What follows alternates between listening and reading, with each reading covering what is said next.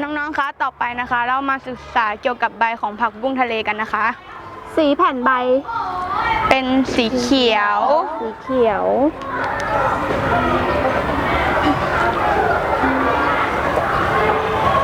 ต่อไปรูปร่างแผ่นใบค่ะ เป็นรูปหัวใจ รูปหัวใจนะ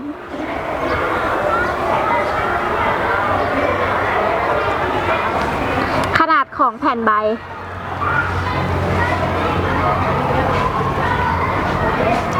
กว้าง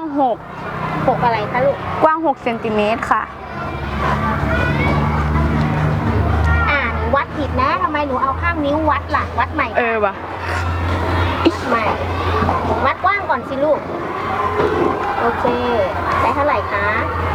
ขยับลงมาอีก วัดส่วนที่กว้างที่สุด ไม่ค่ะไม่ตรงค่ะลูก หนูต้องวัดขยับลงมาอีก ถูกต้อง กว้าง14 อะไร14เซนติเมตร คนบันทึกก็บันทึกไป14เซนติเมตร ยาว13เซนติเมตรค่ะ บอกเพื่อนลูก บอกเพื่อนบันทึก เร็ว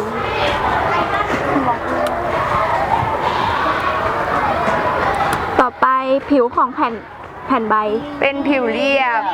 จับไปข้างๆก็ได้นะลูก คนที่นั่งใกล้ๆจับใบลองจับดูสิลูก มันเรียบเปล่า ต่อไปการเรียงตัวของใบค่ะ เป็น สลับได้ไงคะ เป็นเรียงค่ะ เป็นเรียง ดึงขึ้นมาเลยลูก จับยอดขึ้นมา จับเถามันขึ้นมาเลยจับเถามันขึ้นมาเรียงยังไง เป็นเรียงสลับ เรียงสลับเรียงสลับปลายใบ เป็นรูปหัวใจ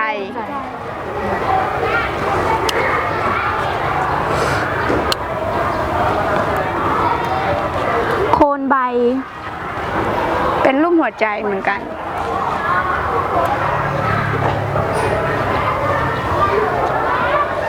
ขอบใบค่ะ เป็นผิวเรียบ เป็นเรียบ ขอบเรียบ